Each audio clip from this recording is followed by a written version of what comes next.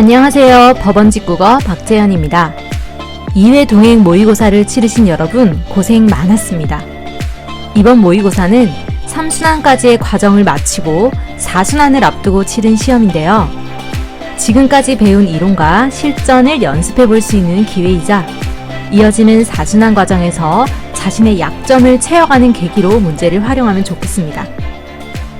이번 모의고사 또한 최근 법원직 국어 기출문제의 영역별 비중에 맞게 문제를 출제했습니다. 문학은 총 11문제, 비문학 독서 지문은 9문제, 문법 문제는 5문제를 출제했고요. 참고로 박제가의 시장과 우물은 수필이지만 사회적 문제를 다룬 중수필이라서 임의로 비문학 문제로 분류를 했습니다. 문제의 난도는 1회 모의고사를 반영해서 설정했는데요.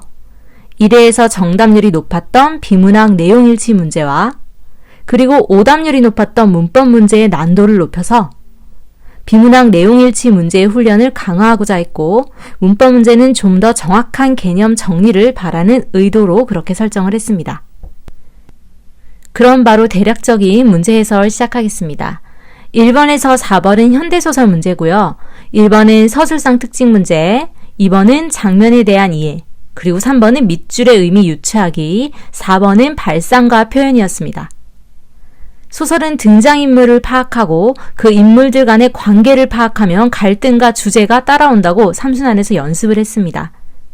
앞부분 줄거리에서 나와 아내, 노모 이렇게 세 인물이 등장합니다. 이때 나는 어머니에게 도움을 받지 못했다고 느끼며 일방적으로 어머니의 마음을 외면합니다.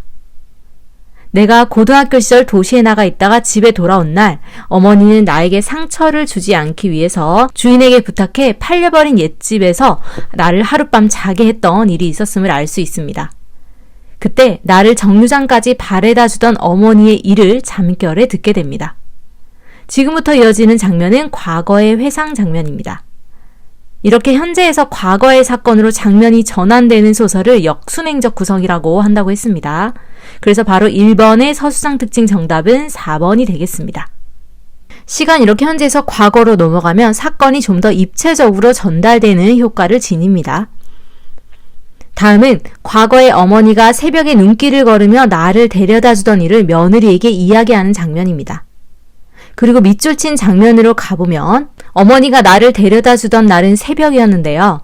아닌 게 아니라 날이라도 좀 밝은 다음 날이었으면 좋겠는데 날이 밝기를 기다려 동네를 나서는 건 노인이나 나나 생각을 안 했다라는 부분에 이유를 묻는 문제입니다.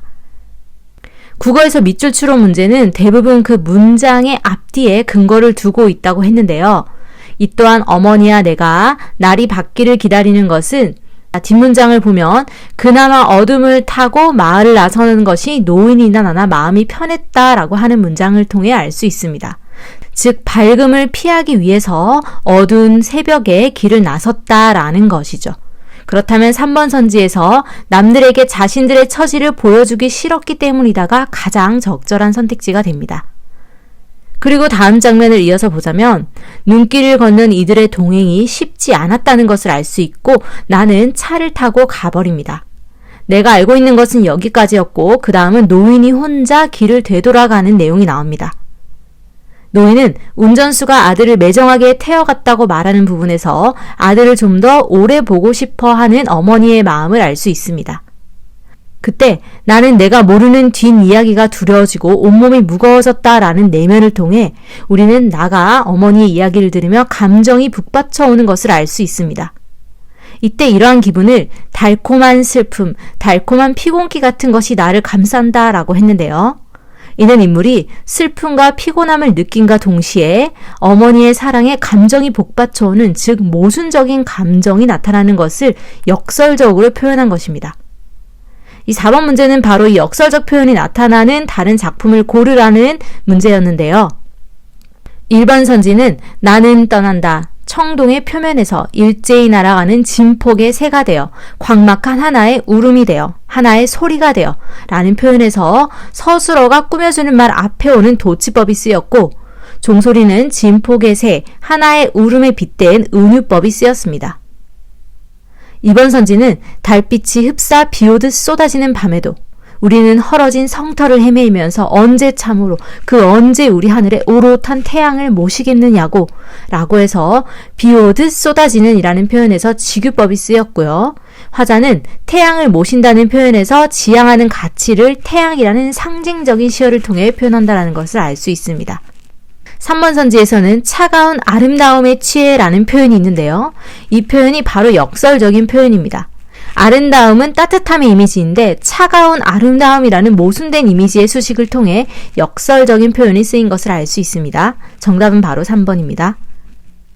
4번은 내 그대를 생각함은 사소한 일이다 라는 표현에서 화자는 자신의 의도와 반대되는 표현을 한 반어법이 쓰였음을 알 수 있습니다. 다시 작품으로 돌아가서 이어지는 장면은 어머니와 며느리의 대화를 통해 아들을 보내고 난 후 어머니의 허망한 마음을 느낄 수 있고 아들과 함께 갔던 눈길을 혼자 되돌아오는데 아들의 발자국을 되짚으며 혼자 눈물을 흘리는 장면에서 아들에 대한 미안함과 사랑을 알 수 있습니다. 자, 마지막 남은 2번의 장면 파악 문제를 풀어봅니다. 1번 선지는 노모를 외면하고 떠나는 아들의 행위를 통해 각박해져가는 현실 사회를 비판한다라고 하는데요. 여기서 노모를 떠나고 떠나는 아들은 어머니를 원망하는 마음을 가지고 있는 것이지 이를 현대사회까지 사회적 문제로 비판한다라는 것은 적절하지 않는 선택지입니다. 2번 선지에서 주인공이 어머니를 노인이라고 지칭하는 것은 어머니에 대한 심리적 거리감을 드러낸다라는 것은 적절한 선지입니다. 아들이라면 어머니라고 불러야 마땅한데 노인이라고 어머니를 객관화시켜서 보는 것은 심리적 거리감을 두고자 하는 표현이기 때문에 적절한 선택지입니다. 3번에 모자가 험한 눈길을 헤치고 가는 장면을 이를 극복하는 의지를 보인다는 것은 자연스럽지 않습니다. 오히려 이들에게 처해 있던 힘겨운 삶을 상징적으로 보여주는 것이 자연스러운 해석이겠죠. 4번에 자식이 떠난 뒤 눈물을 흘리며 돌아오는 노인의 모습에서 무심한 자식을 원망하는 부모의 한이라고 했는데요. 이 마지막 대화에서 오히려 자식에게 미안함을 느끼는 것을 통해 이 또한 적절하지 않은 선택지입니다. 자, 다음은 문법 문제입니다. 불규칙 용언을 묻는 문제인데요. 그 중에 어미가 불규칙하게 바뀌는 예시를 고르라는 문제였습니다. 불규칙 활용은 모음의 어미와 결합했을 때 알 수 있다라고 했는데요. 그렇다면 어간을 분리해서 모음의 어미를 직접 활용해 봐야 합니다. 기억은 파랗다라는 형용사의 활용형인데요. 그렇다면 어간은 파라시겠고 뒤에 종결어미 아가 왔을 때 이 어간과 어미가 둘 다 변하는 어간어미 불규칙이라는 것을 알 수 있습니다. 자, 다음에 이르렀다는 이르라는 어간 뒤에 어시라는 과거 시제 선어말 어미가 왔고 그 다음에 다라는 종결어미가 왔겠죠. 자, 이때 어시, 럿이 됐으니까 이는 어간은 변하지 않고 뒤에 있는 모음의 어미가 어가 러로 바뀐 어미가 바뀌는 불규칙입니다. 그래서 니은은 정답이 되겠고요. 그 다음에 지어는 짓다라는 기본형의 활용형인데 그렇다면 짓이라는 어간이 있었을 거고 그 뒤에 모음의 어라는 어미가 붙어 있습니다. 자, 그때 짓에 있는 어간의 시옷이 탈락했기 때문에 어간이 바뀌는 불규칙입니다. 자, 다음은 일러는 이르다라는 기본형의 활용형으로 이르라는 어간이 있었을 것이고 이때 어라는 모음의 어미가 활용된 형태죠. 이때 이르라는 어간 자체에 리을이 더 생기는 불규칙 현상이 일어났기 때문에 어간이 바뀌는 예시입니다. 자, 다음은 푸르러서인데요. 푸르러서는 푸르라는 어간 뒤에 어서라는 모음의 어미가 러서로 바뀌었으니 이 또한 니은처럼 어미가 바뀌는 어미 불규칙입니다. 그래서 정답은 바로 3번이 되겠습니다. 자, 다음은 6번의 문법 문제 보겠습니다. 접사의 특징을 묻는 문제였는데요. 이 접사의 출제 요소는 접사의 기능이 자주 나온다고 우리는 알고 있습니다. 접사는 의미를 한정하는 기능뿐만 아니라 품사를 바꾸는 기능이 있는 접사도 있습니다. 자, 선지를 보니 접사가 품사를 바꾸는지 묻는 걸 알 수 있죠. 그렇다면 예시의 품사 변화를 한번 확인해 봅니다. 기억에 넓다, 밉다, 크다, 지우다처럼 동사, 형용사 뒤에 붙은 이, 기, 개라는 접사가 있는데요. 이들은 모두 앞에 있는 용언을 명사로 만드는 품사의 변화를 일으키는 접사였습니다. 그래서 1번은 맞는 선지고요. 다음에 2번은 출렁대다, 반짝거리다는 출렁, 반짝이라는 부사인데요. 이때 대나 거리다라는 접사가 붙어서 이 또한 이들을 동사로 만드는 예시였습니다. 자, 디귿은 밀다, 살다, 입다, 깨다 사이에 치, 리, 히, 뜰이라는 전미사가 붙은 예시입니다.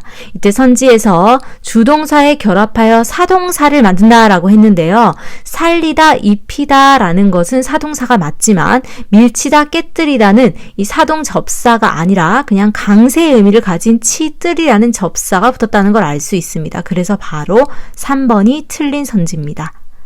자, 리을은 부채에 나무, 감다, 빼앗다 라는 어근이 있었고 그 뒤나 앞에 접사가 붙은 예시들인데요.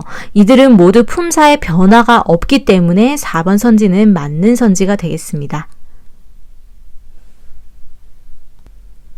자, 다음은 비문학 독서 지문입니다. 문제 유형은 서술상 특징, 내용 일치, 밑줄 추론 문제 총 3문제입니다.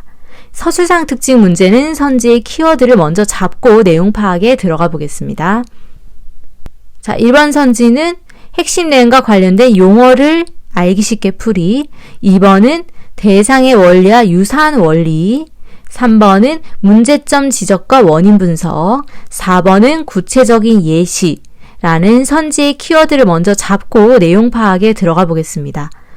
첫 번째 문단은 정보통신 기술 발달로 인터넷 사용 인구가 급증하고 전자상거래 규모도 늘어났다. 그리고 이에 따른 부작용도 있는데 대표적인 것이 보안 문제다 라고 합니다. 이어서 이 문단에서는 상황을 가정해서 전자상거래에 대해 쉽게 설명을 해주는데요. 갑순이는 소비자, 갑돌이는 판매자. 이때 소비자는 판매자가 적법한지 확인하기를 바라며 판매자와 주고받는 정보에 대한 보안과 신뢰에 대해 걱정합니다. 이는 갑돌이인 판매자도 마찬가지입니다. 이때 보안 서비스를 제공하는 핵심 기술이 바로 암호 기술이라고 합니다. 이러한 암호 기술의 원리는 수학의 이론을 제공하며 수학의 한 분야로도 연구되어 있다라고 합니다. 이 문단까지의 정보로 8번의 내용일치 문제의 선지로 가보자면 1번 선지가 일치라는 것을 알 수 있습니다. 그리고 3번 선지에서 갑돌이와 갑순이의 전자상거래 상황에서 어느 누구의 정보 보안이 더 중요하다라는 언급은 없었습니다.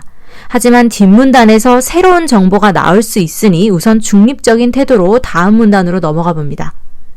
다음 문단은 암호 기술에 대한 구체적 설명이 이어지는데요. 이때 암호화와 복호화의 개념을 정의합니다. 자, 그렇다면 7번 문제 1번 선지 개념 맞습니다.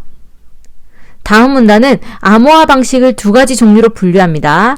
비밀키 암호와 공개키 암호가 있는데요. 이때 비밀키 암호를 설명하는 방식에서 예시를 듭니다. 그래서 7번 문제의 4번 선지도 맞습니다.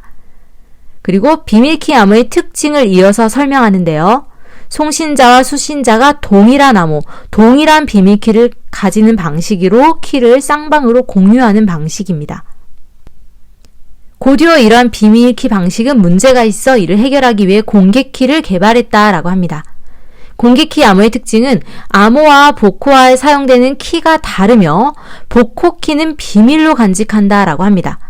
그렇다면 이 둘의 차이점은 복호키의 공개 여부인데요.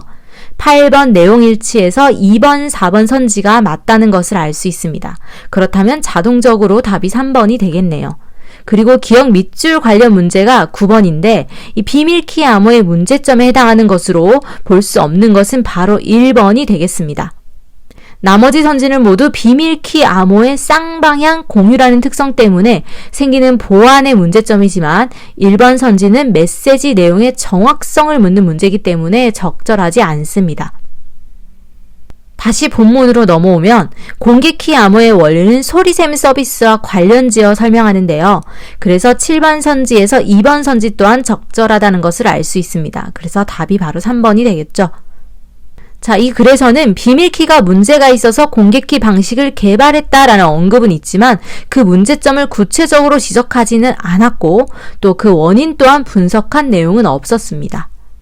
그래서 바로 답이 3번이 되겠습니다. 다음은 현대시 문제입니다. 10번은 두 작품의 공통점 문제, 11번은 시어의 의미를 묻는 문제, 12번은 보기를 바탕으로 한 해석 문제입니다. 가시는 우리가 물이 되어 라는 강은교의 시입니다. 우리는 가시를 읽기 전에 보기의 해설을 먼저 읽고 그 해설의 근거를 두고 시를 읽어야 합니다. 보기에서는 현대 사회를 메말라가는 것으로 인식하고 이를 극복하기 위해 서로 의지하고 더불어 살아야 한다라고 했는데요. 이를 근거로 시를 읽어보자면 1년에서 화자는 우리가 물이 되어 만난다면 가문 어느 집에선들 좋아하지 않으랴 라는 설의적 어조로 물이 되어 만난다는 것에 대해 긍정적인 태도를 보입니다. 그리고 큰 나무로 함께 서서 비 오는 소리로 흐른다면 이라고 상황을 가정하는 어미를 계속 반복합니다. 자, 그렇다면은 물의 이미지는 바로 우리가 서로 의지하고 더불어 살아야 한다라는 의미로 해석하면 적절한 해석이 되겠죠. 이번에서도 역시 긍정적인 물의 이미지가 이어지는데요. 강물에 누워 죽은 나무 뿌리를 적시고 부끄러운 바다에 닿는다면 이라고 해서 화자가 지향하는 모습을 라는 영탄적 어조를 통해 더욱 간절하게 소망합니다. 3년은 그러나 라는 시어로 시상을 전환하는데요. 그러나 지금 우리는 불로 만나려 한다라고 합니다. 그렇다면 보기에서 언급한 대로 메마른 현대사의 모습을 불로 상징되었다는 것을 알 수 있습니다. 벌써 수치된 뼈 하나, 즉 불로 타버린 존재가 다른 불타는 것을 쓰다듬는다고 해서 메말라버린 상처받은 존재가 다른 메말라가는 존재를 위로하며 살아가는 현대인들의 모습이라고 볼 수 있습니다. 그리고 화자는 만리 밖에서 기다리는 그대를 불러봅니다. 그러고는 저 불 지난 뒤에 흐르는 물로 만나자라고 하는데요. 이때 이 말라가는 현대사회의 부정적인 모습이 바뀌는 것이 만리 밖에 있으니 쉽지는 않겠지만 희망을 갖자는 화자의 태도를 볼 수 있으며 우리는 불이 다 꺼지는 소리로 말하면서 올 때는 인적 끝인 깨끗한 하늘로 오라며 이때 화자가 기다리는 그곳은 깨끗한 하늘이라는 곳임을 알 수 있습니다. 그렇다면 이 시는 현대사회에 메말라가는 모습은 물의 이미지가 아닌 불의 이미지로 상징하고 있기 때문에 12번의 2번이 적절하지 않은 선지라는 것을 알 수 있습니다. 나시는 겨울나무로부터 봄나무에로라는 제목을 가진 시인데요.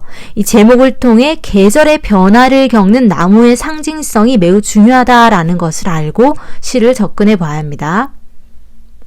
나무는 자기 몸으로 나무이다.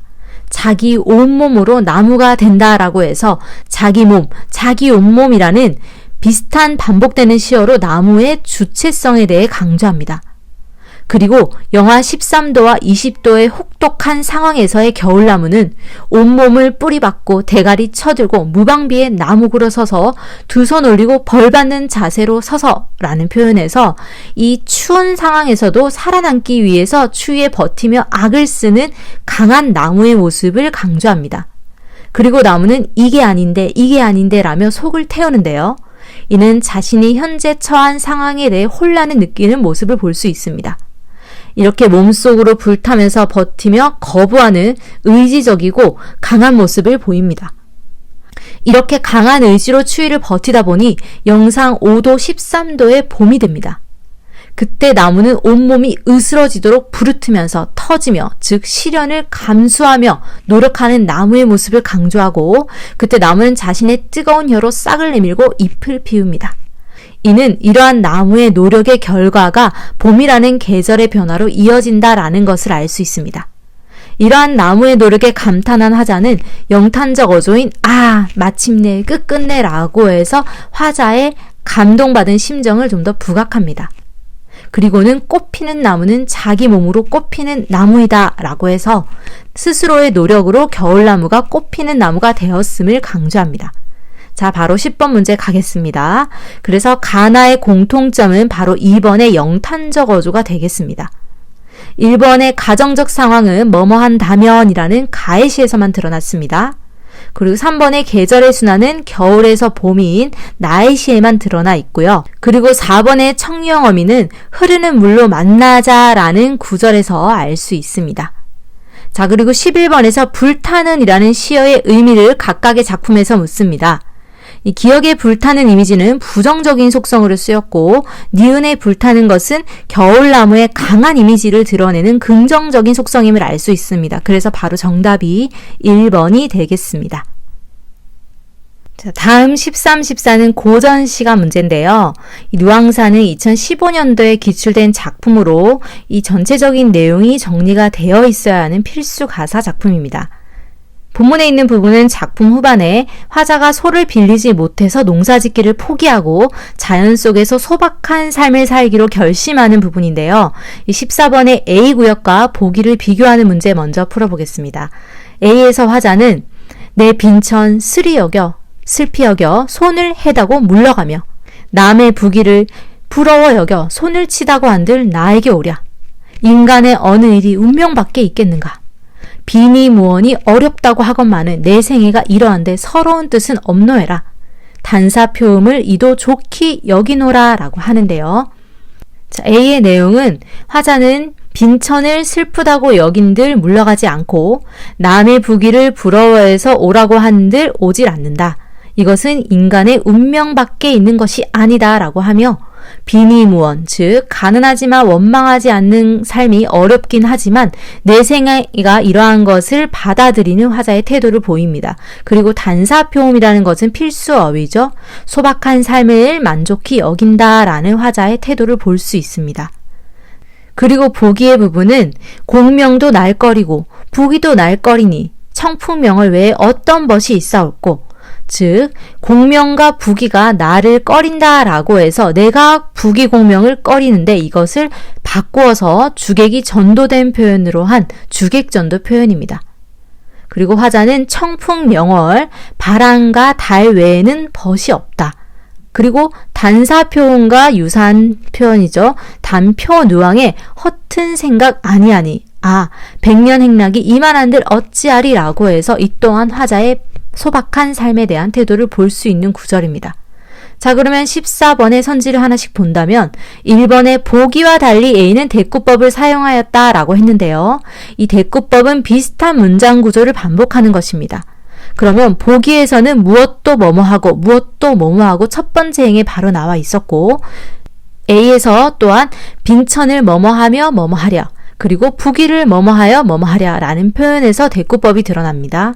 그리고 2번에서 보기와 달리 A는 자신의 정서를 우회적으로 표현하였다라고 했는데요. A에서 화자는 단사표음을 이도 좋게 여기노라 라고 해서 자신의 만족스러운 정서를 직접적으로 표현하고 있습니다. 하지만 보기의 화자는 아모타 백년행락이 이만한들 어찌하리와 같이 좀 더 우회적으로 자신의 정서를 드러내고 있습니다. 자, 그래서 답은 바로 4번이 되겠는데요. A와 달리 보기는 주객전도된 표현을 사용하였다. 바로 첫 번째 공명도 날거리고 부귀도 날거리고 라는 상층곡의 유명한 표현 방식을 가지고 문제를 냈습니다. 그래서 바로 정답이 4번이 되겠습니다. 그리고 13번 문제는 표현 방식을 묻는 문제인데요. 이 가사라는 갈래의 특징을 묻는 1번 선지부터 보겠습니다. 1번 선지의 사음보의 연속체는 가사 문학의 특징입니다. 맞는 선지고요. 그리고 2번에는 대립적인 어휘는 부귀 빈천이라는 시어를 통해서 빠르게 파악했었어야 합니다. 그리고 4번 선지에서 의문형 진술은 가사처럼 긴 작품에는 거의 필수적으로 쓰이는 표현인데요. 끝에 있는 종결음이 뭐뭐 하랴 라는 표현을 통해서 확인하면 됩니다. 그리고 3번 선지에서 말을 건네는 방식으로 화자와 대상의 심리를 대조하고 있다라고 했는데요. 이때 말을 건네는 방식은 누구야, 누구여 라는 혹격조사에서 찾으면 됩니다. 본문에서 백구야 라는 말을 건네는 표현은 나옵니다.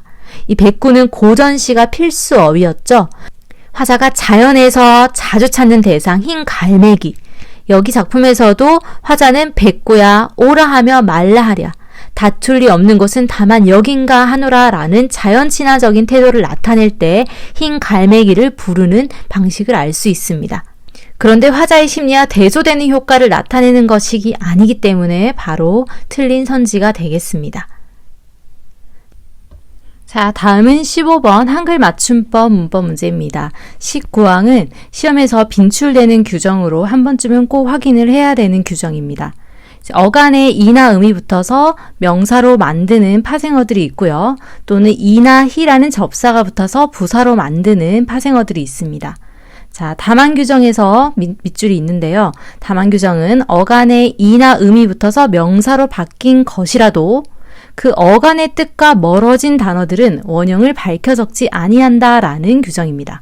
예를 들어서 고름이나 노름 같은 경우가 있겠네요. 고름은 골다라는 의미를 벗어나서 상처에 생긴 액체를 나타내는 것이기 때문에 고름이라고 원형을 밝혀 적지 않습니다. 노름도 마찬가지입니다. 놀다라는 의미가 아닌 도박하다는 의미로 쓰이기 때문에 원형을 밝히지 않고 소리나는 대로 적고 있습니다.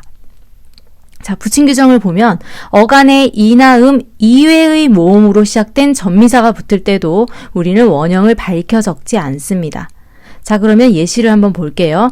1번에 걸음을 주었다 해서 걸음은 걸다라는 의미에서 벗어난 걸음이라는 양분을 나타내는 거기 때문에 기역과 같이 원형을 밝혀 적지 않는 적절한 예시가 되겠습니다.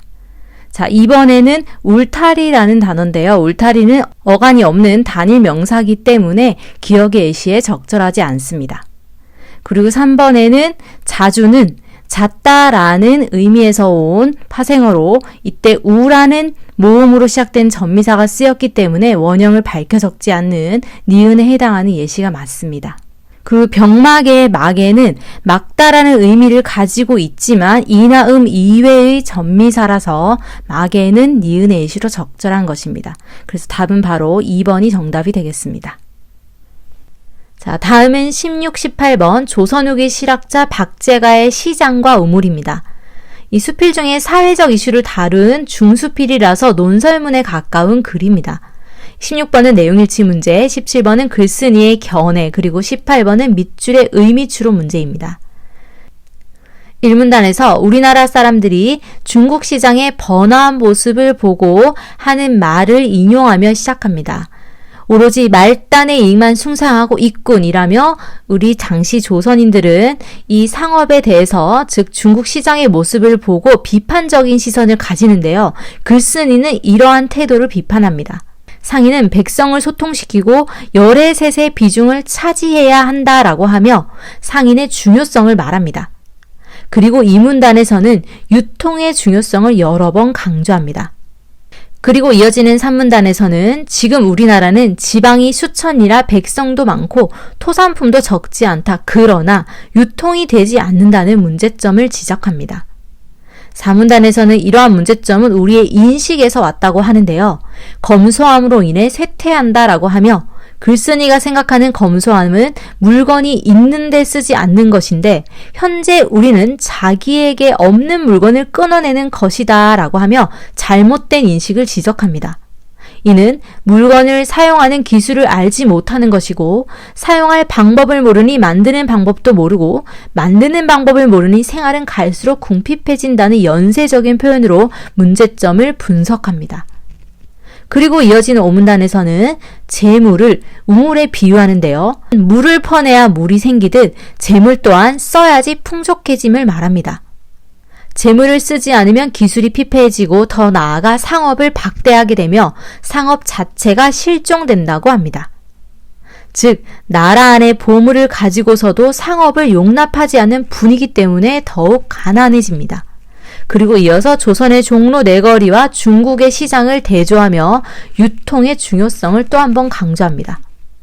그리고 이어서 채판서의 말을 인용해서 다양한 상업성의 중요성을 한 번 더 강조합니다. 마지막 문단은 우물을 비유로 다시 돌아와서 우물을 설치할 때 2개의 두레박과 통과 줄을 매달아 물을 많이 풀 수 있게 한다라고 하는데요. 이는 물을 푸는 수단인 2개의 두레박은 경제 활성화에 필요한 2개의 수단, 즉 유통과 소비로 보는 것이 가장 적절합니다. 그리고 16번 내용일치에서 4번에 있는 선지는 우리나라는 물자가 적다라고 하는 설명은 3문단에서 우리나라는 토산품이 미비되지 않았다라는 설명이 있기 때문에 적절하지 않습니다. 그리고 17번 보기는 조선의 상업에 대해 말하는데요. 조선 초기에는 국가에서 상업을 규제했고 상인들이 독점 판매권을 받고 국가에 관수품을 바치는 방식의 활동이 있었음을 설명합니다. 즉 조선 초기 국가의 상업활동 규제를 볼 수 있는 부분이고요. 조선 후기에는 상업이 크게 일어났다고 하여 난전이라는 것의 활동이 전개되었고 다양한 상가가 번창하였다는 것을 알 수 있습니다. 그렇다면 이번 선지에서 글쓴이는 난전이 생기면 상인의 수가 늘어나는 것을 바람직하게 보는 것은 바로 적절한 선지가 되겠습니다.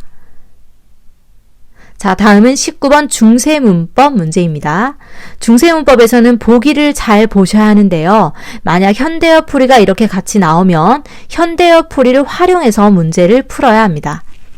1번 선지에서 관형격 조사 시옷을 보겠는데요. 기역에서 부처시라는 것이 현대어에서 부처의라고 풀이가 되어 있습니다. 그렇다면 중세에는 시옷이 바로 관형격 조사 의의 역할을 했다는 것을 알 수 있기 때문에 1번은 맞는 선지가 되겠습니다.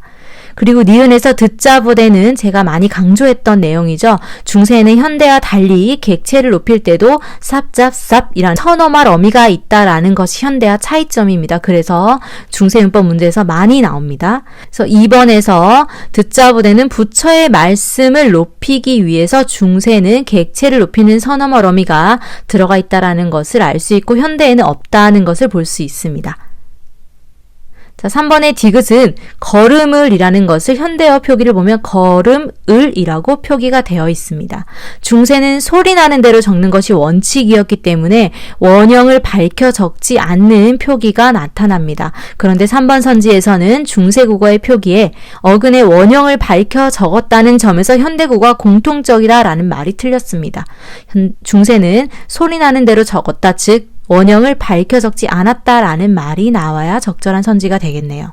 자, 그리고 리을 선지는 배 밑에 현대어 풀이 바가라고 되어 있는데요. 자, 중세에서 바 뒤에 모음으로 끝나는 어미 뒤에 현대와 달리 가가 쓰이지 않고 이 모음 외의 모음은 바로 이를 갖다 붙인 형태의 주격조사가 쓰였습니다.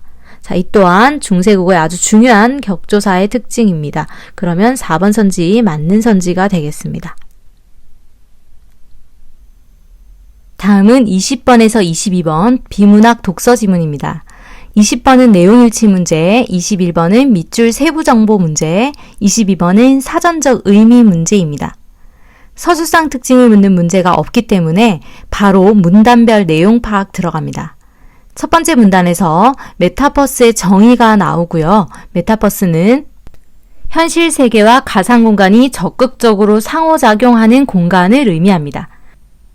이때 감각 전달 장치가 사용자를 대신하는 아바타가 보고 만진 것으로 설정된 감각을 사용자에게 전달한다고 하는데요. 이를 통해 사용자는 그 메타버스 안에서 몰입감을 느낍니다. 그렇다면 1문단의 내용으로 20번 내용일치에서 1번, 2번 선지가 맞는 내용인 것을 확인합니다. 그리고 두 번째 문단에서 이렇게 감각을 전달해주는 장치 중 시각 전달 장치를 설명해 줍니다. 이 시각 전달 장치는 사용자의 양쪽 눈에 시차가 있는 영상을 전달해서 우리는 입체감을 느낍니다. 그리고 이번에는 가상현실의 감각을 사용자에게 전달하는 가상현실 장갑이 있다고 하는데요. 이 장갑은 아바타의 감각 전달뿐 아니라 사용자의 움직임에 따라 아바타를 움직일 수 있게도 한다고 하여 즉 감각을 쌍방으로 연결해 준다라는 것을 알 수 있습니다. 자, 문단 끊고 내용일치 갑니다. 4번 선지에서 영상의 시차가 입체감을 전달한다라는 거 맞는 선지입니다. 또 3번에서 가상현실 장갑은 가상 공간의 정보를 사용자에게 일방향으로 전달한다라고 했는데요. 방금 읽은 이 문단에서 사용자도 아바타를 움직일 수 있다고 했기 때문에 쌍방향으로 전달하는 내용입니다. 그래서 3번이 바로 틀린 선지로 정답이 됩니다. 다음 문단에서는 이번에는 사용자의 움직임을 아바타에게 전달하는 공간이동 장치에 대한 설명이 나옵니다. 그 중에 이제 가상현실 트레드밀이 공간이동 장치인데요. 이 특징을 설명하는 내용으로 이어집니다. 가상현실 트레드밀과 함께 사용되는 모션 트래킹 시스템이라는 것이 있는데 이는 사용자의 동작을 아바타에게 전달합니다. 이때 다양한 센서들이 있는데요. 동작, 관성, 압력을 측정해서 아바타에게 전달합니다. 이 구체적인 원리가 나오는데요. 이 모션 트래킹 시스템이 사용자의 동작 정보를 컴퓨터에 전달하며 컴퓨터가 트레드밀 바닥을 제어합니다. 하지만 아바타가 존재하는 환경 변화에 따라 가상 트레드밀이 변화되기도 하는데요. 그 대상은 진행 속도, 방향, 기울기라고 하나둘 열거합니다. 자, 21번 문제로 가봅니다. 21번의 1번 모션 트래킹 시스템은 컴퓨터로 전달한다 맞습니다. 그리고 3번, 4번 또한 사용자의 움직임을 아바타에게 전달하는 설명이라서 맞습니다. 하지만 2번 선지는 모션 트래킹이 트레드밀의 기울기를 제어한다라고 했는데요. 이 4문단에서 트레드밀의 기울기는 가상 공간의 환경 변화로 변화되는 것이라고 했기 때문에 사용자의 동작을 감지해서 변하는 모션 트래킹 시스템에 대한 설명으로는 적절하지 않습니다. 자, 그래서 2번이 바로 정답이 되겠습니다. 남은 22번은 해설지의 어휘풀이를 참고해서 풀어보시면 되겠습니다. 자, 다음은 23번 문법 문제입니다. 이 단어의 종류인 품사와 이 단어가 문장 안에서 어떤 기능을 하는지 묻는 문장 성분을 구별할 줄 아는 것은 기출된 적도 있고 아주 중요한 출제 요소라고 했습니다. 이 A는 문장 성분인 관용어를 파악하는 것인데요. 자, 관용어는 관체, 체언을 수식하는 기능을 기준으로 단어의 기능을 한번 찾아봅니다. 기억은 새로운 글, 뒤에 있는 글 체언을 수식하기 때문에 관용어 맞습니다. 그리고 니은에서도 새라는 단어가 뒤에 있는 글을 수식하기 때문에 관용어 맞습니다. 그 다음에 디귿은 달린다 라는 용언을 수식하기 때문에 부용부용, 부사어라고 해야 됩니다. 리을도 마찬가지죠. 달린다라는 용언을 수식하는 빨리는 부사어기 때문에 기억 니은 그리고 디귿 리을로 문장 성분을 분류해야 됩니다. 자, 다음에 B는 품사에 따라 단어를 분류해야 하는데요. 이 동사, 형용사 같은 경우에는 활용형의 형태로 제시되었을 때 기본형으로 바꿔서 단어의 종류를 파악해야 됩니다. 기억의 새로운은 새롭다라는 형용사, 니은은 새라는 관형사, 디귿의 빠르게는 빠르다라는 형용사, 리을은 빨리라는 부사입니다. 이때 빠르다라는 어간 뒤에 이라는 접사가 붙어서 부사로 파생되었기 때문에 이는 새로운 단어가 된 파생어 부사라고 봐야 됩니다. 그렇다면 답은 바로 2번이 되겠습니다. 자, 마지막 본문은 고전시가 문제인데요. 24, 25번 모두 작품을 읽고 시어를 파악해야 되는 문제였습니다. 가나 작품 모두 수업 시간에 다루었던 유명한 작품이고요. 가는 청산, 유수, 청풍, 명월이라는 자연물에 말도 없고 인위적인 모양도 없고 값도 없고 임자도 없다고 해서 자연스럽고 인위적이지 않은 그리고 속세와 달리 값이나 임자도 없다고 하여 이 자연물에 긍정적인 가치를 부여하는데요. 그리고 화자는 이 중에 걱정 없이 늙을 것이라는 의지를 보입니다. 즉, 자연 친화적인 태도를 보이는 작품입니다. 아작품은 사설 시조로 이미 온다고 해서 저녁밥을 일찍 지어 먹고 건너 산을 바라보다가 거먹고 흰 것이 서 있어서 님인 줄 알고 방정맞게 뛰어가는 모습을 해학적으로 묘사하는 작품입니다. 그리고 곁눈질로 임인 줄 알고 보았더니 작년에 깎아놓은 주추리 3대가 날 속였다라고 하는데요. 이때 화자는 그래도 밤일일망정 낮이었다면 남들에게 웃음거리가 될 뻔했다며 현실을 낙천적으로 받아들입니다. 자, 그렇다면 문제로 넘어가 보겠습니다. 이번에 가나는 모두 부정적 현실을 상징적으로 보여주고 있다라고 했는데 두 작품 모두 부정적 상황을 상징적으로 드러내는 표현은 없습니다. 그리고 2번은 가나 모두 세속적 삶을 비유적 표현을 통해 비판하고 있다라고 했는데요. 가는 자연 친화적인 삶을 드러내고 있는 작품이고 나는 임을 기다리고 있는 상황을 사실적이고 구체적인 표현으로 나타냈기 때문에 세속적 삶이 나타나지 않을 뿐더러 비유적 표현도 나타나지 않았습니다. 자, 그리고 3번은 가와 나는 화자가 지향하는 삶의 모습을 자연물을 통해 전달하고 있다라고 했는데요. 3번의 가의 화자만이 적절한 선지입니다. 그렇다면 4번에 가와 달리 나는 의성어, 의태어 등을 활용하여 시적 장면을 생생하게 그려내고 있다라고 했는데요. 이 나 작품에서 곤비, 인비, 님비곤비라는 부분과 워렁충창 같은 표현을 통해서 의성어, 의태어가 드러나는 작품이었습니다. 자, 그렇다면 25번 넘어가 볼게요. 25번은 밑줄친 AD에 대한 설명으로 적절하지 않은 것인데 A 부분에 거머인들 서있거늘 저야 님이로다 라는 부분에서 님이로다 라는 표현에서 우리는 님이 것이라는 확신하는 화자의 모습 맞습니다. 자, B번에 님비곰비 천방지방 지방천방 진대 마른데 가리지 말고, 자, 이 뒤에 나타나는 부분은 시적 장면을 구체적으로 표현하여 임가의 재회에 흥분한 화자의 심정 맞습니다. 허겁지겁 달려가는 화자의 태도를 통해 흥분한 화자의 모습 적절한 선지입니다. 그리고 3번에 상년 7월 사흔날 깎아버린 주추리 3대가 살뜰히도 날 속였구나 라는 부분에서 자신을 속인 임에게 화자가 원망의 마음을 토로하는 모습 절대 아니죠. 자, 님이 나를 속인 것이 아니라 주추리 3대가 나를 속였기 때문에 적절하지 않은 선택지입니다. 그리고 D는 행여 나지런들 남 우일 뻔하였구나 라고 해서 나지였으면 남들에게 웃음거리가 될 뻔했구나 라고 하는 표현으로 자신의 행위를 쑥스러워하는 화자의 모습이 나타나는 건 적절한 해석입니다. 자, 이렇게 25문제를 빠르게 풀이해 보았는데요. 이 시험을 치르신 수험생분들은 현재 본격적인 문제풀이 수업인 4순환을 앞두고 있습니다. 하지만 문제풀이 훈련은 4, 5순환에서 해결할 과제로 잠시 미루어두고 이번 모의고사를 통해 한 번 더 개념을 점검하고 부족한 부분이 있다면 알차게 챙겨 놓으시길 바랍니다. 우리는 4순환 문제풀이 훈련에서 함께 하겠습니다. 이상 법원직국어 박재현이었습니다.